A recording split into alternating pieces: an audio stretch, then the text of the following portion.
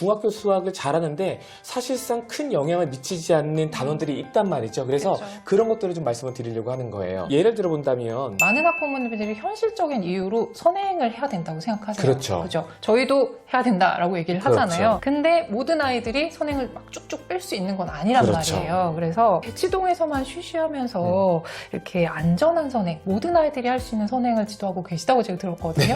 예, 그게 뭔지 소개해 주시면 좋을 것 같아요. 일단 기본적으로 이런 방식으로 공부를 하게 되면 문제집에 나와 있는 문제들의 편집 상태는 유형별로 되어 있지만 우리 아이들의 수학학습 상태 혹은 심리 상태에 따라서 유형별로 공부를 할 수도 완벽하게 비유형별로 공부를 할 수도 혹은 이 두 가지를 적절하게 섞어서 공부할 수도 있다라고. 안녕하세요. 교집합 스튜디오 주단쌤입니다. 오늘 스튜디오에는요, 대치동 수학교육 전문가로 우리 학부모님들이 가려운 부분을 팍팍 긁어주실 그런 전문가분을 모셨습니다.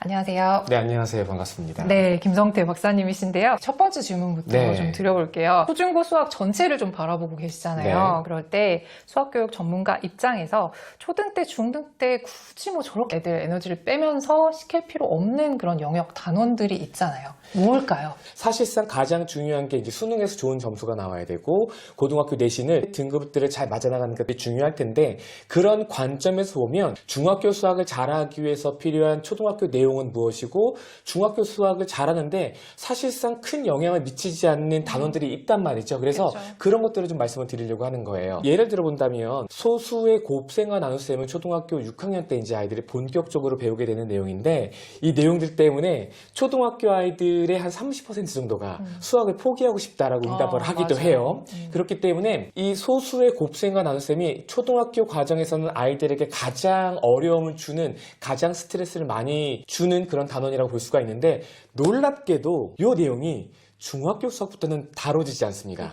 그러니까 중학교에서도 문자 앞에 어떤 개수로 소수가 나오기는 하지만 전부 다 분수로 바꿔서 계산할 거예요. 그래서 소수를 곱할 일도 없고 소수를 나눌 일도 없어요. 물론 중학교 2학년 때 순환소수를 배울 때 잠깐 그런 계산들이 나오는데 그건 진짜 그때만 잠깐 나오게 되고 그것만 지나게 되면 심지어 순환소수도 고등학교까지도 다루지 않잖아요. 물론 소수는 고등학교 때 다루지 않는 건 마찬가지고 그렇기 때문에 이런 관점에서 본다면 과연 소수의 곱셈과 나눗셈을 잘하는 게 중학교 수학 관점에서 본다면 어떤 의미를 가지는가 필요한 만큼만 공부를 하지 여기에서 진을 뺄 필요는 없다라고 말씀드릴 수가 있을 거예요. 같은 맥락에서 이야기를 해보면 중학교 때 우리가 기하 파트들을 배웁니다. 1학년 2학기, 2학년 2학기, 3학년 2학기 때 배우게 되는데 특히 2학년 2학기 때 배우게 되는 여러 가지 기하 내용들이 진짜 어렵거든요.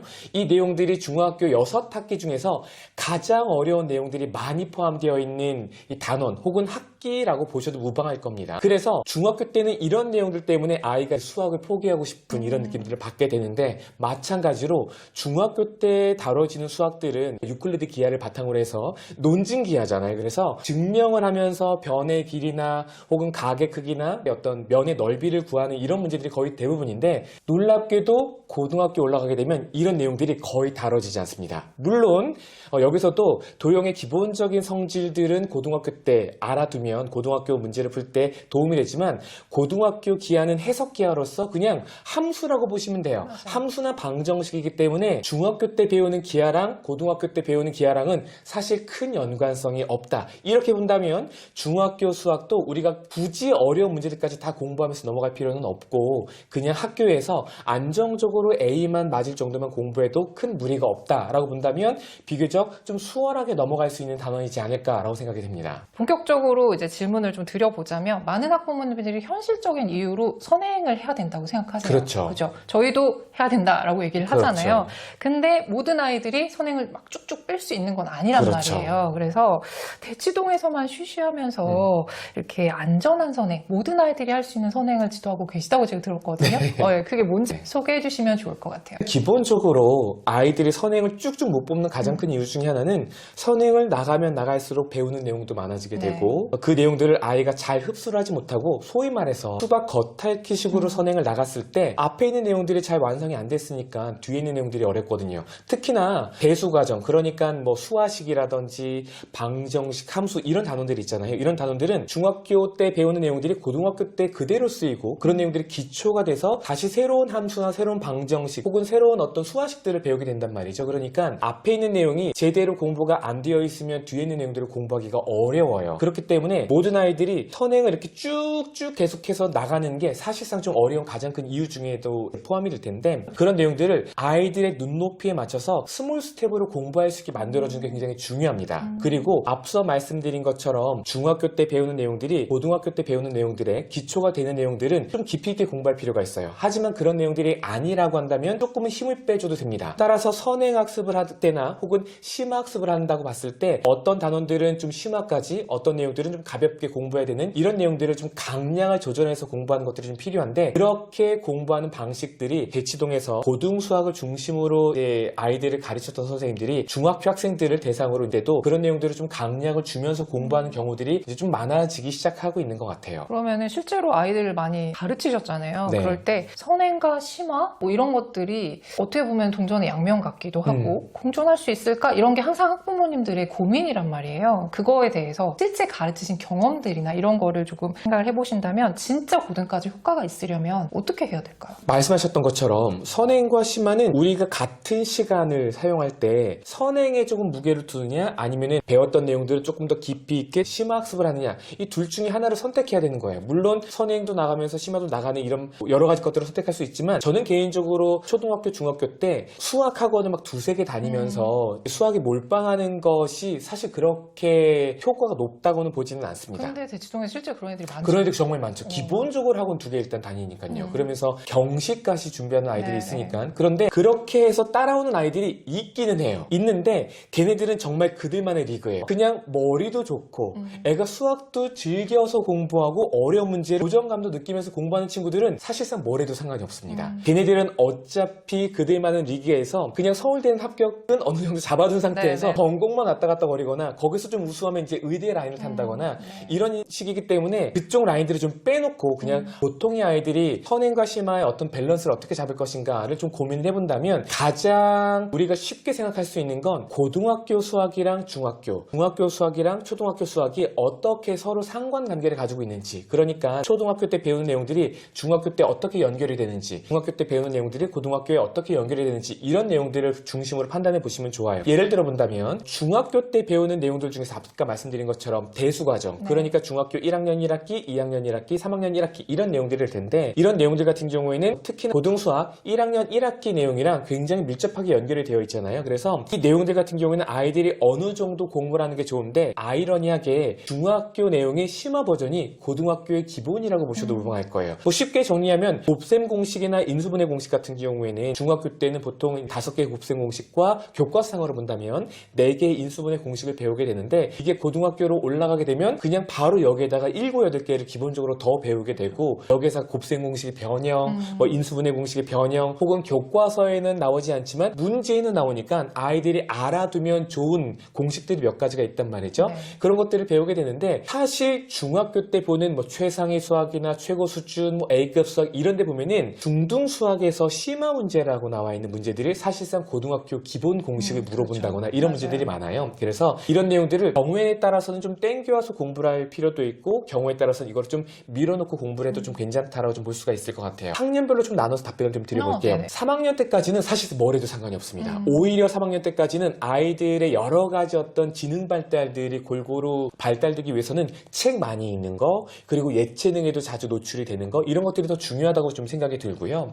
이때 아이들이 수학을 지루해하지 않으면서 싫어하지 않으면서 따라갈 수 있는 수준으로 아이가 그냥 좋아하는 선에서 좀 밀어붙이는 정도까지만 적당하다고 보고, 다만 초등학교 4학년 때부터는 교과 수학으로 들어오면서 조금씩 진도를 좀 나가는 것들에 대해서 좀 염두를 좀 두고 로드맵을 좀 잡아보면 좋겠다라고 좀 말씀을 드리고 싶고요. 초등학교, 중학교, 고등학교 수학 교과 과정에서 고등학교 수학 교과 과정이 가장 양도 많고 깊이도 깊어요. 그래서 가장 오랫동안 공부해야 되는데, 아이러니하게도 아이들이 초등학교 때, 중학교 때 내용들을 어느 경우에는 좀 심화 학습도 하고 뭐 이러다 보니까 이런 내용들을 공부를 천천히 천천히 느긋하게 하다가 갑자기 고등선행 나가면서 진도를 뽑는 경우가 있거든요. 그래서 요거는 좀 조심하면 좋겠습니다. 그리고 앞서 말씀드린 것처럼 고등학교 수학을 공부하는데 중요한 내용들, 중요한 단원들이 우리가 선별할 수 있기 때문에 그런 단원들이 아닌 이상은 지나치게 심화를 한다거나 혹은 지나치게 속도를 좀 느리게 나갈 필요도 없다라고 좀 말씀을 드리고 싶어요. 듣다 보니까 좀 전에 저희가 첫 질문이 조금 힘을 빼도 되는 단원들에 네. 대해서 얘기를 했잖아요. 근데 그거와 반대로 정말 신경 써야 될 단어는 그럼 뭔데? 이게 궁금하실 것 같아요. 정말 신경 써야 되는 단어는 또 뭔가요? 앞쪽에서 지나가는 말로 말씀을 드렸던 것 같아요. 초등 과정에서는 분수의 사칙 연산이 가장 중요하다. 네. 그리고 개념 연산이라고 해서 여러 가지 계산하는 방법들을 우리가 익히게 되잖아요. 그러면 그냥 그 방법을 기계적으로 적용하는 경우들이 있거든요. 그런데 그 원리까지도 같이 생각을 해보면서 공부하는 게 조금 더 초등학교 때는 중요하다고 좀 말씀을 드리겠습니다. 그리고 중학교 같은 경우에는 수의 체계들이 하나둘씩 확장되게 될 네. 거예요. 초등학교 때는 자연수에 대해서만 공부를 하다가 나중에 정수까지 공부를 하게 되고 중학교 3학년 때는 무리수에 대해서 공부를 하게 되고 고등학교 올라가게 되면 복소수까지 수의 체계들을 확장하게 되는데 수의 체계가 확장되면서 연산도 조금씩 확장되고 거기에 문자식도 따라붙게 될 거예요. 그런데 이런 것들은 정말 일직선상에서 쭉 펼쳐놓을 수 있는 내용들이거든요. 그래서 수의 체계가 확장되면서 우리가 새롭게 다시 살펴봐야 되는 그런 계산들이 있을 거예요. 그런 계산들을 차분하게 공부하면 되는데 이렇게 생각해 보시면 좋아요. 중학교 때 계산이 조금 서툴렀던 아이들도 고등학생이 되잖아요. 그러면 중학교 때 배운 연산들은 어렵지 않게 필요한 만큼 잘합니다. 그런데 중학교 때 아이들이 연산이 느리다고 이 연산을 주구장창 붙잡고 늘어질 필요는 또 없다라고 좀 말씀을 좀 드릴 수 있을 것 같아요. 여기에서 조금 더 나아갈 것은 우리가 문자와 식을 공부하게 되면서 다양한 식들을 어떻게 핸들링할 것인지 주어식들을 어떻게 변형할 수 있는 것인지 이런 것들을 잘 정리하는 게 중학교 대수 과정에서 가장 중요하다고 볼 수가 있을 것 같고 그 다음에는 방정식과 함수가 되겠죠. 방정식과 함수는 사실상 같으면서 서로 다른 부분이라고 볼 수가 있는데 방정식과 함수의 차이점과 공통점들을 같이 생각을 해보면서 공부를 해두게 되면 자연스럽게 고등학교 1학년 1학기로 넘어가서 거기서부터는 이제 중학교 때 배웠던 내용들을 다시 한번 고등수학 관점에서 한번 정리를 하고 그 다음에 새로운 수학적 이론들을 하나둘씩 본격적으로 수학 공부를 해나가는 단원이기 때문에 이런 내용들을 좀 집중적으로 공부하면 그리고 힘을 줘야 될 것과 빼야 될 것들을 좀 정리해 볼 수 있겠다라고 말씀을 드릴 수 있겠습니다. 초등이라면 누구나 푸는 문제집 대부분 디딤돌 기응 말씀하실 거고 중등은 센이라고 네. 얘기를 하실 거예요. 그런데 이런 문제집들을 200% 활용할 수 있는 방법을 알려주신다고 해서 그거를 좀 여쭤보려고 합니다. 네. 200% 활용하는 것도 물론 중요한데 네. 그에 앞서서 한 가지 꼭 드리고 싶은 이야기가 이 문제집으로 공부했을 때 많은 아이들에게서 나타나는 부작용이 있어요. 아, 네. 아이들이 문제를 외워서 풀려고 해요. 유형사라고 하는 건 같은 유형의 문제들이 연속으로 편집되어 있는 문제라고 그렇죠. 보시면 돼요. 그래서 대표 유형 1, 그럼 유사 문제 1, 2, 3, 4 이렇게 편집되어 있는 거거든요. 그래서 같은 풀이 방법들을 요구하는 문제들을 묶어서 공부하는 방식이에요. 이 문제집의 장점은 아이들이 같은 유형의 문제들을 연속으로 풀기 때문에 한 문제를 푸는 방법을 그 자리에서 이거 이렇게 푸네 그러면 그 다음에 있는 문제들은 사실상 큰 생각을 하지 않아도 자연스럽게 풀리는 경우들이 많아요. 암기하는 거죠. 암기하는 거죠. 그래서 유형서를 풀 때는 우리가 공부가 잘 되는 것 같은 느낌을 받지만 실제로 학기호 시험을 보게 되면 이게 뭐였더라? 평상시에 공부할 때 문제를 읽고 이 문제에서 주어져 있는 힌트나 조건들을 보면서 이런 식이 나오고 이런 힌트가 나오면 이런 것들을 물어보니까 그럼 이렇게 문제를 풀면 되겠네 라고 생각하면서 문제를 푸는 게 아니라 이러건 이렇게 푸는 거야. 요거는 이렇게 푸는 거야. 그래서 문제와 풀이 방법을 그냥 영어 단어 외우듯이 그냥 짝지어서 외워서 문제를 푸는 경우들이 많아요. 그래서 유형별로 공부했을 때 이런 부작용을 우리가 많이들 느끼고 실제로 많은 아이들에게서 이런 부작용들이 관찰이 되고 있기 때문에 이 문제집을 200% 활용하는 방법은 아이들의 성적 수준에 따라서 이 문제집을 푸는 순서를 좀 바꾸는 거예요. 예를 들어 보겠습니다. 대체적으로 수학 문제집은 2단으로 구성이 되어 있어요. 그래서 가운데 선을 그어가지고 세로로 그리고 세로로 해서 크게는 4줄로 문제집이 나와 있는데 보통의 경우에는 위에 대표 유형이 있다면 밑에 유제들이 있을 거고요. 대표 유형 유제들, 대표 유형 유제들, 대표 유형 유제들 이런 방식으로 편집이 되어 있습니다. 이런 것들을 우리가 보통은 문항 번호 순서대로 문제를 풀게 될 거잖아요. 그렇게 되면 전형적으로 유형별로 문제들을 묶어서 공부하는 방법이라고 보시면 돼요. 이런 유형별로 공부하는 방법이 앞서 말씀드렸던 여러 가지 부작용들을 나올 수 있다라고 볼 수 있기 때문에 아이들이 수학 공부를 할 때 좀 어려워하고 힘들어한다. 그리고 수학에 대해 자신이 없다. 그런 경우라고 한다면 유형서로 공부했을 때 어느 정도 공부가 수월하게 되는 측면이 있기 때문에 이렇게 공부해도 괜찮습니다. 하지만 이 문제집을 말씀드린 것처럼 200%를 쓰려고 한다면 아이가 수학에 대해서 굉장히 자신이 있다 그러면 이 유형별로 정리되어 있는 문제들을 비유형별로 문제를 푸는 거예요. 그러니까 같은 유형의 문제들을 연속으로 풀지 않는 겁니다. 어떤 방법이 있냐면 대표 유형, 대표 유형, 대표 유형, 대표 유형만 먼저 골라 푸는 거예요. 그 다음에 대표 유형 밑에 있는 문제, 그 다음에 대표 유형 밑에 있는 문제, 그 다음에 대표 유형 밑에 있는 문제, 그 다음 대표 유형 밑에 있는 문제, 이런 식으로 대표 유형 1, 2, 3, 4가 있다면 대표 유형 1, 2, 3, 4를 풀고 그 밑에 있는 유제 1, 유제 2, 유제 3, 유제 4를 풀고 그 다음에 또 풀고 그 다음에 또 푸는 거예요. 그러니까 한마디로 하면 세로풀이가 아니라 가로풀이. 그렇죠. 가로풀이에요. 그래서 이런 방식으로 풀게 되면 완벽하게 비유형별로 공부를 하게 됩니다. 하지만 이 비유형별 공부를 하게 됐을 때 아이들의 학업 성취 수준은 굉장히 높게 나타날 거예요. 여러 실험들이 실제로 진행이 됐었는데 유형별로 문제를 푼 학생들 집단과 비유형별로 문제를 풀었던 학생들 집단을 나눠서 실험을 진행을 하고 일주일 뒤에 아이들이 지난주에 공부했을 내용들을 다시 똑같이 시험을 보게 되거든요. 그랬을 때 두 집단 모두 지난번에 공부했을 때는 똑같이 100점 수준까지 아이들이 공부가 잘 된 거를 확인을 했음에도 불구하고 일주일이 지난 다음에 재시험을 봤더니 유형별로 공부한 집단은 일주일이 지나서 많은 내용들을 까먹었을 거잖아요. 네네. 그래서 보통 한 20점대가 나와요. 평균적으로. 그런데 비유형별로 공부한 친구들 같은 경우에는 80점대가 나옵니다. 성적 차이가 4배까지 나오게 되는데 문제는 비유형별로 공부한 친구들은 굉장히 어렵다고 느껴요. 반면에 유형별로 공부한 친구들은 요번에 공부한 거 어땠어요? 할만하는데요? 이렇게 대답을 한다는 거예요. 만약에 우리 아이들이 공부하는 게 그냥 100m 달리기와 같다면 아이들의 심리 상태, 마음 상태, 아이들이 이걸 어렵게 느끼고 쉽게 느끼고 이런 것들은 중요하지 않아요. 그냥 숨도 안 쉬고 막 달려서 그냥 점수만 딱 잘 받고 마면 괜찮습니다. 그런데 입시가 마라톤보다도 훨씬 더 긴 경기잖아요. 그렇기 때문에 아이가 중간에 너무 어려운데? 나 수학 못하는 거 아니야? 왜 이렇게 어렵지? 이렇게 뭔가 무겁게 느낌을 받게 되면 결국에 수포자가 될 가능성이 높거든요. 그래서 비유형별로 공부하는 게 항상 모든 아이들에게 이롭게만 하진 않습니다. 장기적으로 봤을 때는 오히려 아이가 수학을 싫어하게 될지도 몰라요. 그래서 이 유형별로 공부하는 것과 비유형별로 공부하는 것을 적절하게 섞어서 공부하는 게 필요한데, 자, 방법을 말씀을 드릴게요. 아이가 수학을 굉장히 자신 있게 잘한다 그러면은 완벽하게 비유형별로 완벽하게 가로로 푸는 거예요. 그런데 그보다는 그래도 나는 조금 수학이 완벽하게 잘하지는 않아 라고 한다면 두 문제 풀고 두 문제 풀고 두 문제 풀고 두 문제 푼 다음에 나머지 문제들을 비유형별로 푸는 거예요. 여기서 또 나는 그래도 수학이 좀 더 어려워. 완벽하게 난 수학을 못하진 않아. 하지만 그래도 여기는 조금 어려운 것 같네. 그러면 3개 풀고 3개 풀고 3개 풀고 3개 푼 다음에 나머지 것들을 풀고 넘어가는 거예요. 그 마지막에 이제 아이들이 유형별로 공부를 하는 친구들이겠죠. 그래서 이런 방식으로 공부를 하게 되면 문제집에 나와 있는 문제들의 편집 상태는 유형별로 되어 있지만 우리 아이들의 수학학습 상태 혹은 심리 상태에 따라서 유형별로 공부를 할 수도 완벽하게 비유형별로 공부를 할 수도 혹은 이 두 가지를 적절하게 섞어서 공부할 수도 있다라고 말씀을 드릴 수 있겠습니다. 한 문제집을 가지고 다양하게 활용할 수 있는 팁 네. 알려주셨는데요. 네. 적절하게 활용해 보시면 좋을 네. 것 같습니다.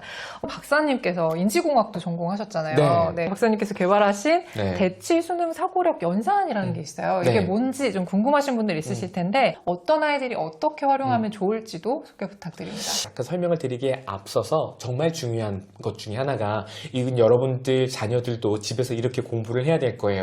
가장 중요한 게 예습보다는 일단 복습이에요. 그래서 누적 복습을 해야 된다는 거. 적어도 3번, 4번 정도는 서로 다른 시간에 배웠던 내용들을 다시 한번 공부하고 다시 한번 공부하고, 뭐 수학 같은 경우에는 일단 오답 정리 정도로 봐도 괜찮은데 아이들이 풀었던 문제도 한번 눈으로 이 문제를 어떻게 푸는지 한번 생각해 보는 것만으로도 충분히 학습 효과가 있기 때문에 그 정도의 누적 복습은 반드시 필요하다고 말씀을 드리고요. 그리고 유형별로 공부하는 것과 비유형별로 공부하는 것도 적절하게 섞어서 공부하는 게 모든 아이들에게 반드시 필요한 수학 학습 방법의 가장 본질이다라고 먼저 방점을 찍고 들어갈게요. 그리고 저희 회사에서 만든 이 교재 같은 경우에는 가장 중요한 어떤 특징 중에 하나가 중등 수학과 고등 수학을 연계해서 공부하는 거예요. 예를 들어 본다면 중학교 때 여러 가지 개념들과 여러 가지 식들을 배우게 되거든요. 그럼 그런 것들이 고등학교 때 직접적으로 연결되는 것들이 분명히 있습니다. 그리고 고등학교 때 내용들은 직접적으로 연결이 되지 않지만 중학교 때 배웠던 개념이 고등학교 때 시험 문제 안에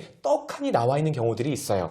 그런 것들은 중학교 때 배운 개념이 고등학교 때도 활용이 되는 거기 때문에 이 내용이 고등학교 때는 어떻게 활용이 되는가, 이런 것들 것들을 같이 비교해 볼 필요가 있습니다. 바꿔 이야기하면 중학교 때 배웠던 개념을 중학교 수준에서 심화까지 가는 것보다 더 중요한 건 이 개념이 그래서 고등학교 때는 어떻게 변형돼서 활용이 되는데 이런 것들을 아이들이 같이 공부하면 도움이 된다. 이런 부분들이 저희 교재에 담겨 있다라고 보시면 될 것 같아요. 두 번째로는 아이들이 선행과 심화를 나갈 때 굉장히 밸런스를 잘 잡아둔 그런 교재다. 그래서 아이들이 힘을 줘야 될 때와 힘을 빼도 될 때들을 저희가 잘 판단을 해서 필요한 것들은 좀 깊이 있게, 필요 없는 것들은 딱 필요한 만큼만 공부를 시키면서 진도를 나가게 된다. 그래서 아이들이 어찌 보면 결과적으로는 진도 속도가 다른 교재를 공부했을 때보다 좀 빠릅니다. 그런데 안에서 공부하는 내용들을 보게 되면 꽤나 느리게 공부하게 돼요. 그래서 이 선행과 심화를 적절하게 섞어 놓은 교재다라고 좀 말씀을 드릴 수가 있을 것 같아요. 네, 여기까지 오늘 유익한 말씀 많이 해주셨는데요. 김성태 박사님께서 개발하신 대치 수능 사고력 연산 궁금하신 분들은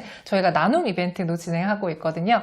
더보기와 고정 댓글에 더 자세한 내용 들어가 있으니까 확인하시면 좋을 것 같습니다. 네. 네, 오늘 유익한 말씀 감사합니다. 네, 수고하셨습니다. 감사합니다. 감사합니다.